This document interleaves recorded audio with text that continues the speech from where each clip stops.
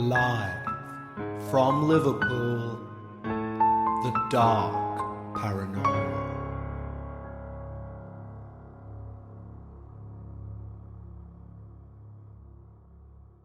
Hello everyone and welcome to your usual pre-season episode before the start of season 23. And as we say hello to you, we say goodbye to that intro. Because one of the many changes that are taking place is indeed the intro music. But there will be other changes too, as you will see as season 23 gets underway. Now, I've seen a few concerned comments that when I mention these changes, the show may not be what it is.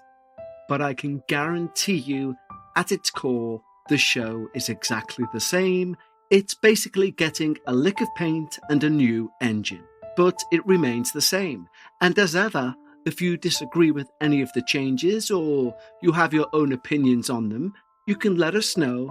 And as I think you've understood by now, we will do, if enough people say so, any changes that you wish, because this is and will always be your show. And of course, next week on the 23rd, when we launch, is when, especially in the UK, all of the stores do their big January sales push.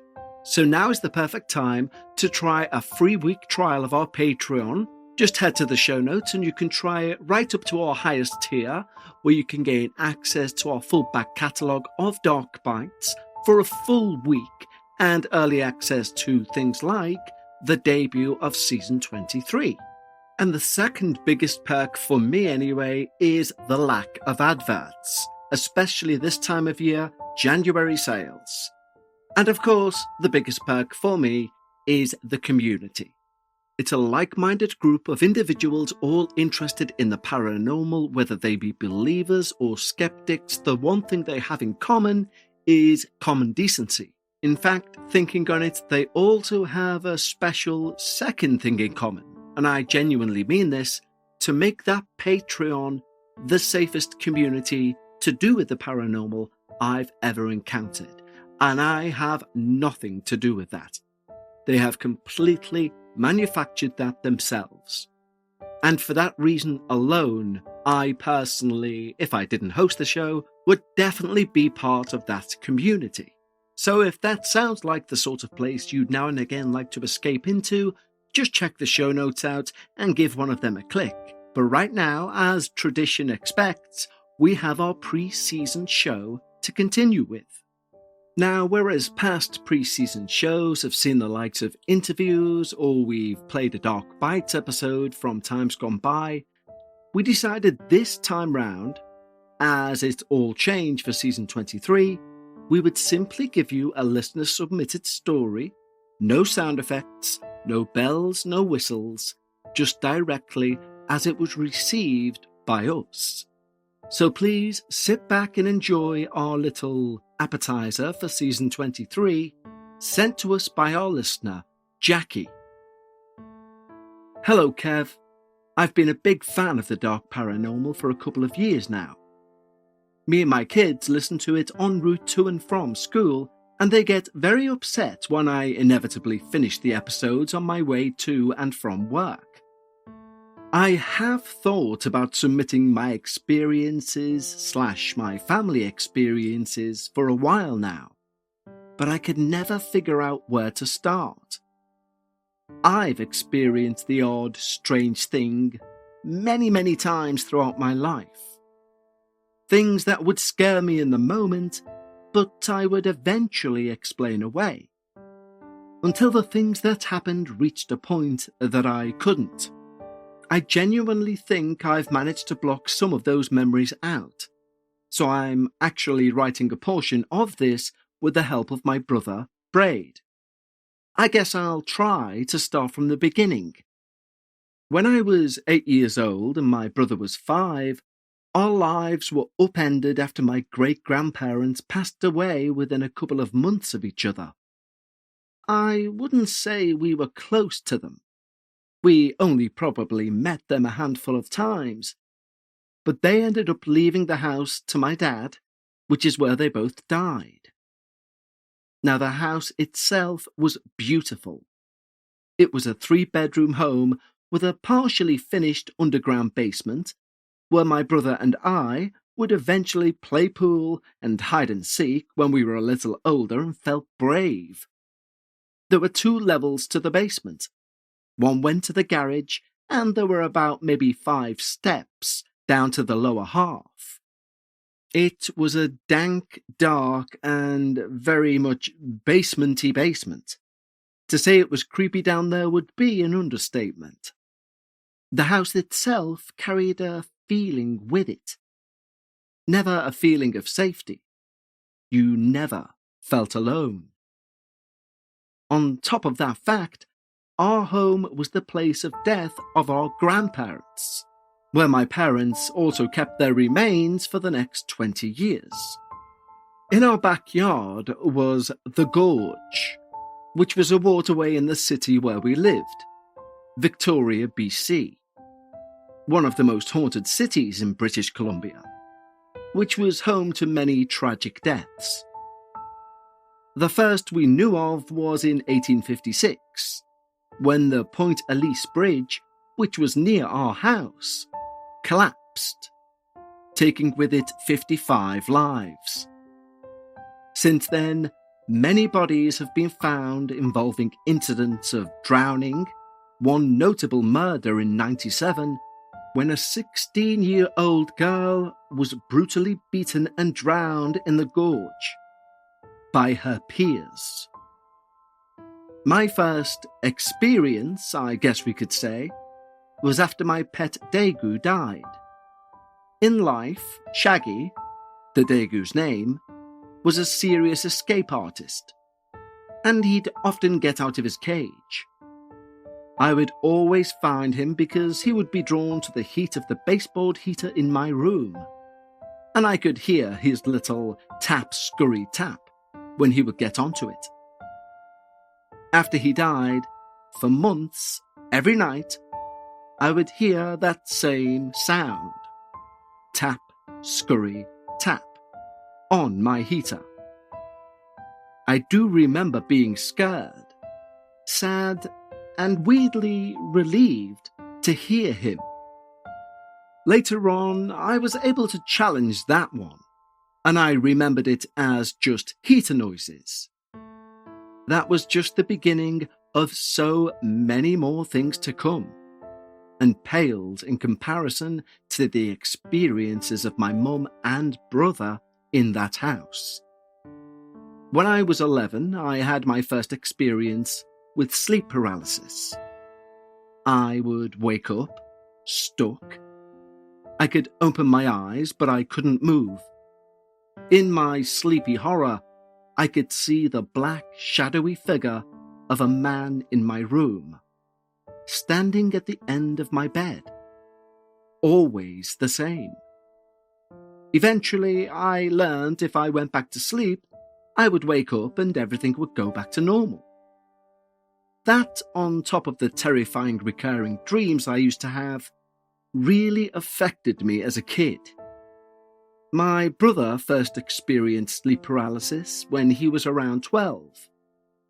The sleep paralysis would continue for both of us until we moved out of the house in our late teens/early 20s.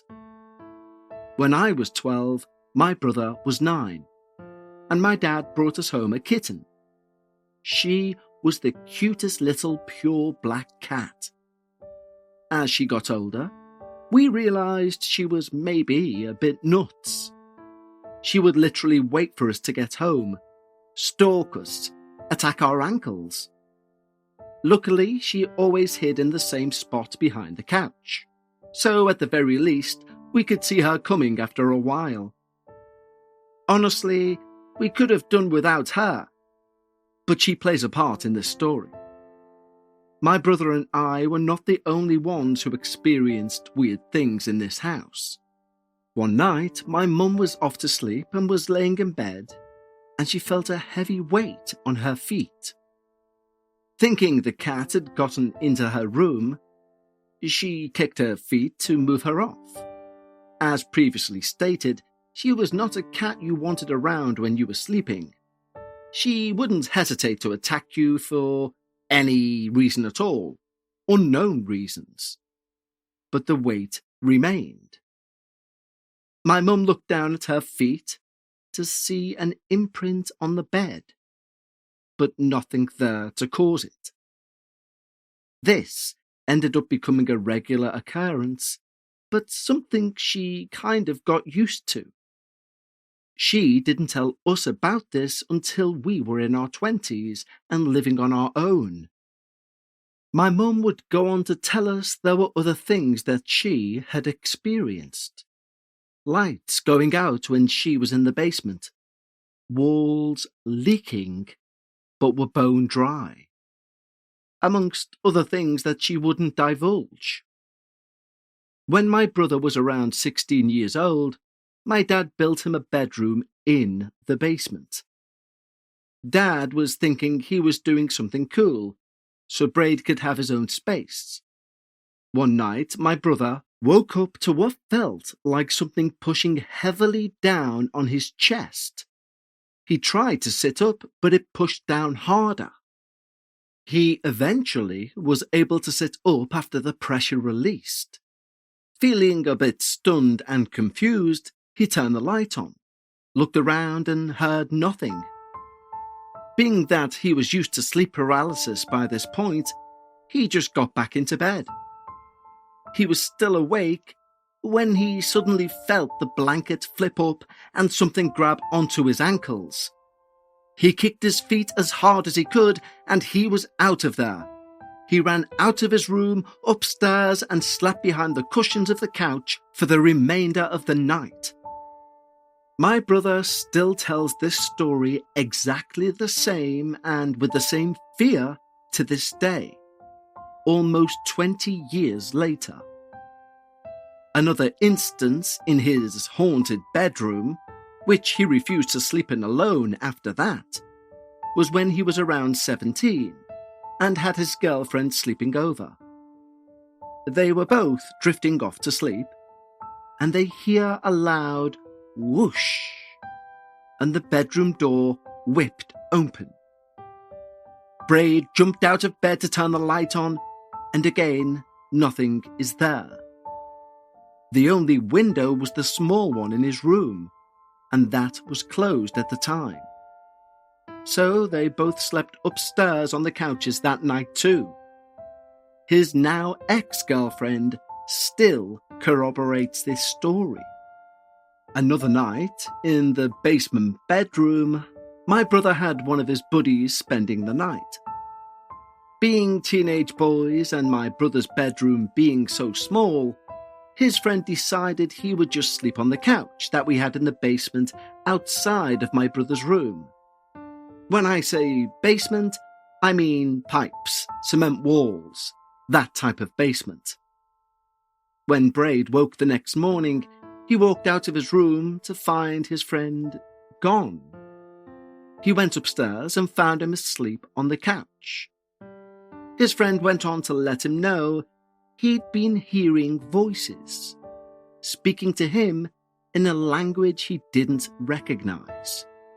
Not quietly, loudly and mockingly. So he thought he probably should leave. Now, aside from growing up in all of that, as I said at the beginning of this, I also happened to grow up in one of the most haunted cities in BC, Canada. So, as a teenager, my friends and I loved to take advantage of this, and we'd frequent some of the most notorious haunted spots. Now, though we had a lot of fun, we typically left disappointed.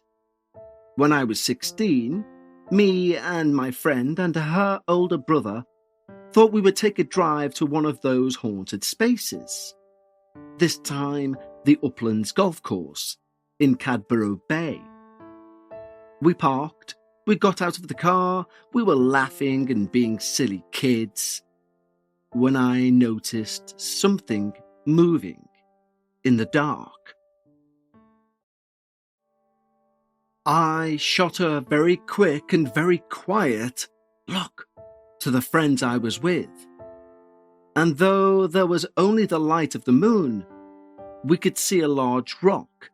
Personally, investing felt like something I'd get to later. Like a lot of people, I was focused on where my money was right now, not where it could be going. What changed for me was realizing that starting small and staying consistent matters much more than trying to know everything up front. You guys know I've worked with acorns before. I know them well. I know how diligently and ethically they work, and I've just been going through their app, and believe me, I genuinely love how simple it is and how approachable it feels. Acorns is a smart way to give your money a chance to grow without needing a finance degree or hours of your time. You can sign up in minutes and automatically invest spare money, even spare change, and adjust how often you're investing as your life changes. A feature that blew me away on the app is the Acorns Potential screen. It helps you understand the power of compounding over time and makes the idea of long-term investing feel calm, clear, and achievable. Acorns grows with you, supporting your big goals and your small goals. And it keeps everything in the one place so you're not juggling multiple finance apps. If you've been waiting for the right time to start, this is your sign. Sign up now and Acorns will boost your new account with a $5 bonus investment. Join over 14 million all-time customers who've already saved and invested over $27 billion. Head to acorns.com/darkparanormal or download the Acorns app to get started. Paid non-client endorsement. Compensation provides incentive to positively promote Acorns. T2 compensation provided. Potential subject to various factors such as customers' accounts, age, and investment settings. Does not include Acorns fees. Results do not predict or represent the performance of any Acorns portfolio. Investment results will vary. Investing involves risk. Acorns Advisors LLC, an SEC registered investment advisor. View important disclosures at acorns.com/darkparanormal. This episode is sponsored by BetterHelp. The new year doesn't require a brand new you. Sometimes it just calls for a less burdened one. I think a lot of us walk around carrying things we don't even realize we're holding.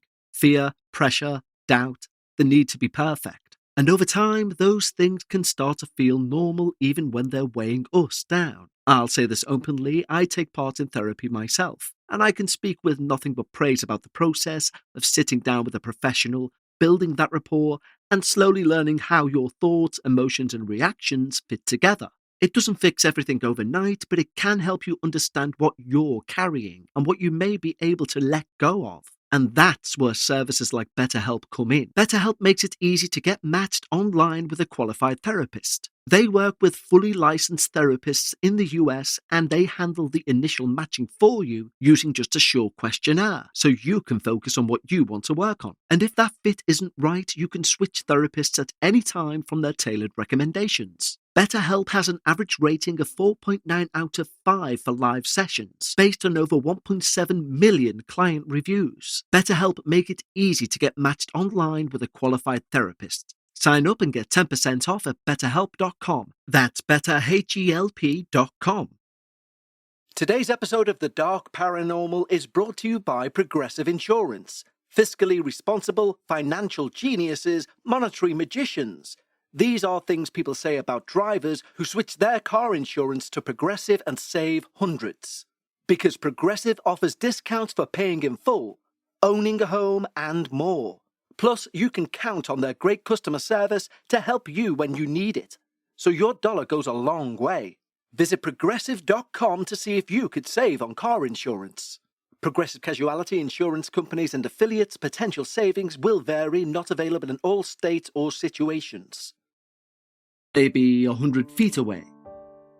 That is, until it slowly started standing up. We all watched as this rock turned into a full outline of what looked like a woman in a white dress. We were all completely stunned at what we were seeing for what felt like minutes, but was probably seconds. Before, of course, clamoring over each other to get back into that car and get the hell out of there. Now, on to my next and most traumatizing, horrifying experience. One that rivals my brother's. Timeline-wise, they actually happened incredibly close together. When I was 20, I was pregnant with my first child. Open brackets, this is important only to impress that I was stone cold sober. Close brackets. And I was staying at my boyfriend's parents' house. whose brother also lived there at the time. A few weeks prior to my staying there, my boyfriend's brother told us a story of how he accidentally got too high on mushrooms and had the worst trip of his life.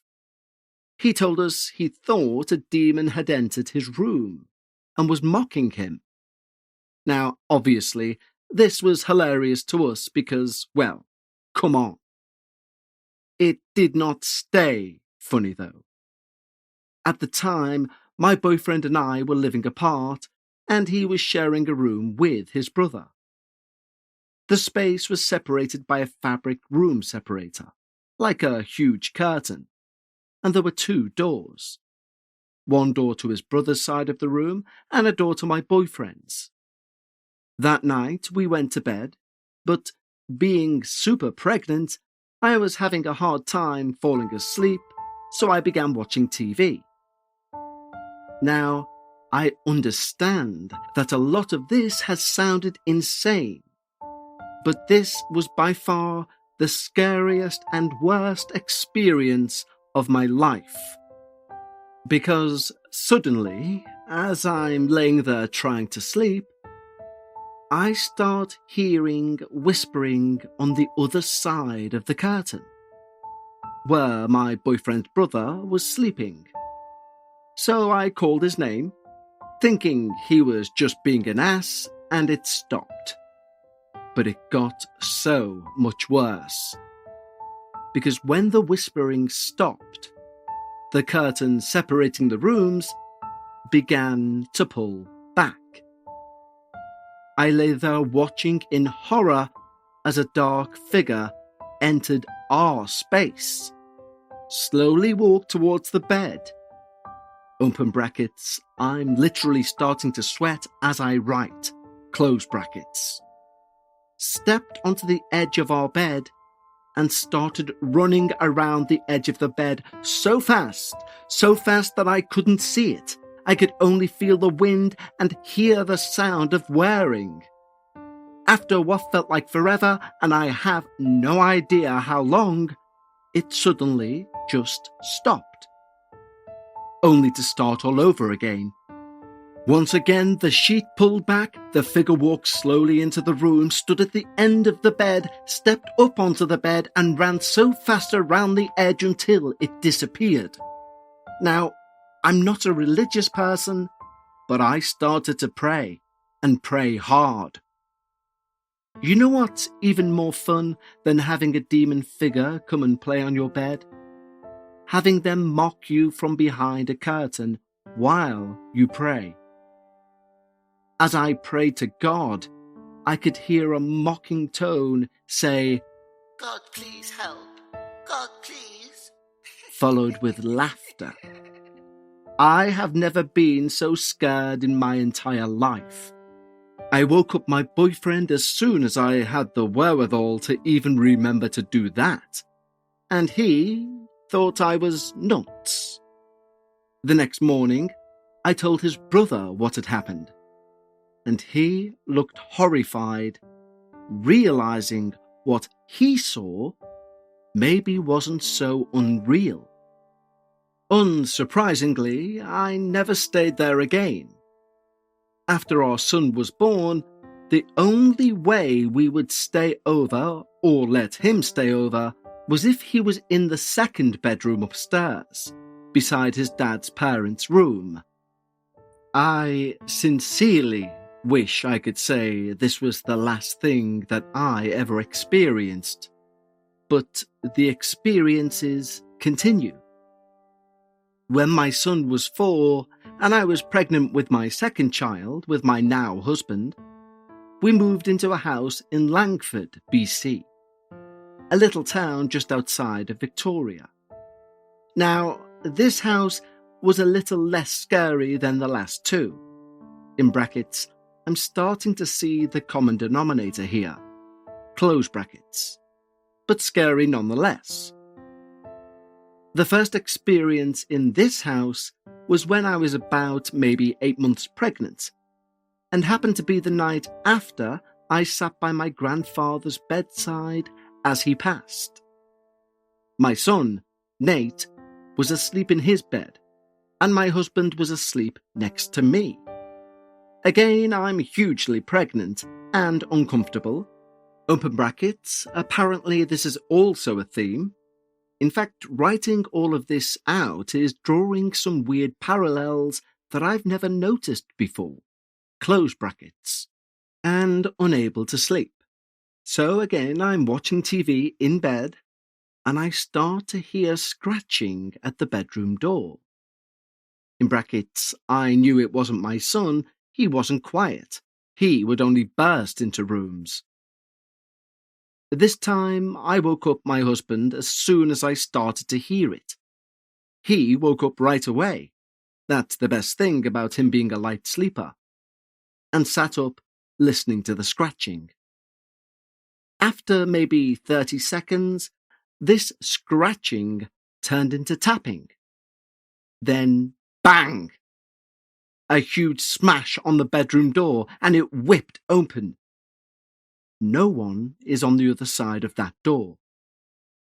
I, even heavily pregnant, flew out of that room and woke up my son. Probably not the best move, but after what I'd seen happen, I refused to let him see that. I scooped him up, and we all slept together that night. That was definitely the main experience in that house, but not the only weird thing. After my second son was born, Nate would begin to experience sleepwalking while we lived in this house. Something he had never experienced prior, nor did he experience after. Although most of them were harmless, in brackets, one time he tried to pee in the dishwasher, that was just interesting. One time, on a night when I happened to be up, in the living room with the baby, Nate walked down the hall from his room, turned, went down the stairs to the front door, and started saying, "I have to go. Grandma's waiting for me." As he's trying to leave the house in the middle of the night. I thank God I wasn't in bed asleep for that. I was able to successfully get him back to bed, and we moved shortly after that. Our next house was great. The experiences minimal. This time it was our second born that the odd things started happening with. Gav was always one of those babies that would stare off into the corners and giggle. Weird things like that, but nothing too unusual. Gav was pretty young when he started talking. However, when he did, it was very strange. His first sentence? "They're still missing." At this point, he could say one word at a time. Mama, yes. Dada, yes. Yes. No. And so on. He was around 18 months old at this point. He would say this at seemingly random times for months. And every time he would say it, we would ask, "Who? Who is still missing?" And we would be met with a smile or no answer. Just before Gav was 2, he was still saying the sentence. We were still asking the questions. Who? Then he looked at me and said, "The kids, Mum. The kids are still missing." That was the last time he ever said it. Now, aside from this, around the same time, Gav would have been about 2, Nate was 6, and once again, wouldn't you know it, I'm pregnant with my third and final baby. It was late at night. My husband was working the late shift and I was home with both of my boys.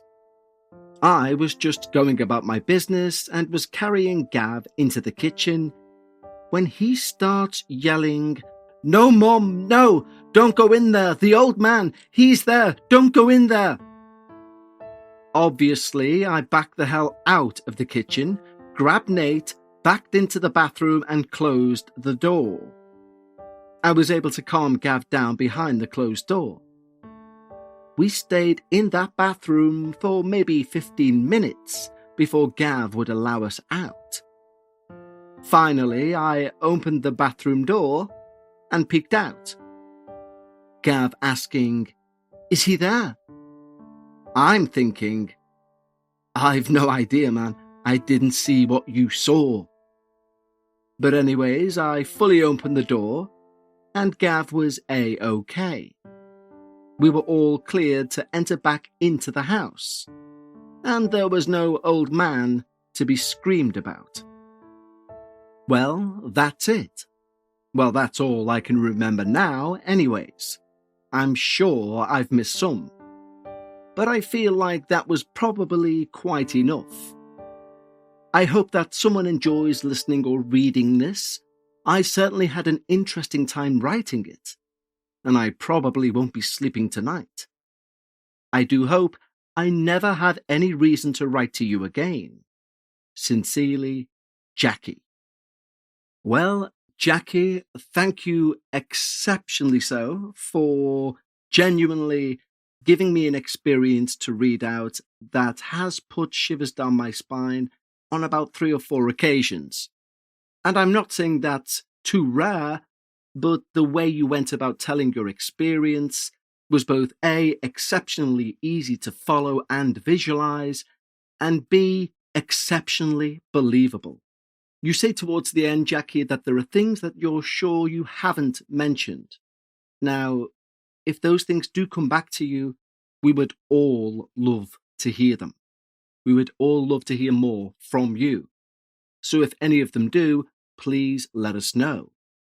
And if you do reach back out to us, for my own personal gratification and for other people's, I expect, within your experience, there's a section where you put in brackets, "As I write this down, I'm starting to see more parallels." Now, I could understand the kind of pregnancy angle, but I get the feeling there was more to that either I'm not picking up completely after only reading a few times, or something that you may not have wrote down. So if we are missing something, do let us know also, so we can kind of get a fuller picture of how your plethora of experiences all knit together. But Jacqui, thank you so much for this experience for our pre-show for season 23. And it was just a bit of a change. I know it sounds almost like an oxymoron to say, as a change, we'll be telling a paranormal experience, but it is a change for our pre-show, because our full season 23 starts with our debut next Friday, the 23rd of January. So mark that date in your calendar, or even better, simply subscribe to the show, and that way you will not miss it when it drops. And also, so mark that date so circle next Friday in your calendar, or even better, subscribe to the show. That way you'll never miss it when it drops. And never forget, we are of course a fluid show in terms of how we place our experiences. Therefore, although season 23 is fully mapped out and full in terms of experiences, if the right experience comes through, we will find space for it. So if you have your own personal paranormal experience, either click the link in the show notes or go to thedarkparanormal.com and click where it says Submit My Experience. But for now, a huge thank you to Jacqui for this experience, and a huge thank you to each and every one of you who've made this show what it is. And next week, we look forward to our next chapter. Until then, stay safe and take care.